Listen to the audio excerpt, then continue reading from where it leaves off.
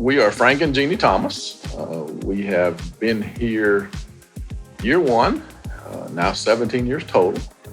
We got here, we were a member of another church, and we helped a pastor friend, start a church plant. We felt called to help him with that church plant, but we never felt that was going to be our church home. So at some point we started searching, and we walked into Momentum. I think for both of us, it felt right. It felt right, the right place to be. And I remember sitting in Momentum and hearing Bart and Seth talk about focus tight and out there. That made so much sense to us. And the John 10:10, living life to the full, that all of that just really resonated with us, and it has continued to. I mean, that's been the mantra for 17 years. And it still fits, and it still makes sense, and it still makes sense in our lives as well. So we got to know the Noise when they came to do some work in the RV park that Frank manages. And they were moving from New Hampshire.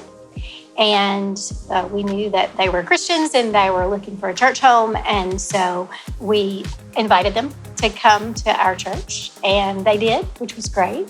I think for me, it starts with relationship, So whether that relationship is at work or that relationship is in a personal connection that you have with somebody, I'm not going to feel really comfortable with just walking up to a stranger and say, hey, why don't you come to my church, Momentum, as much as I am going to be if I have a relationship already with that person.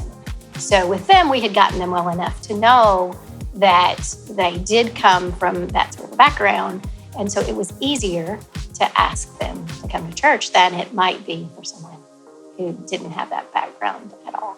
I think when we start talking about reaching out for the one, sometimes people think I got to go find somebody and I got to go solicit it or whatever the word is.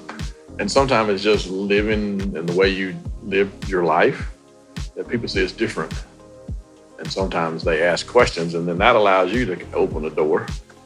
And you don't even know you do it sometimes. You just don't know. Maybe God puts them there, and then you figure out a path.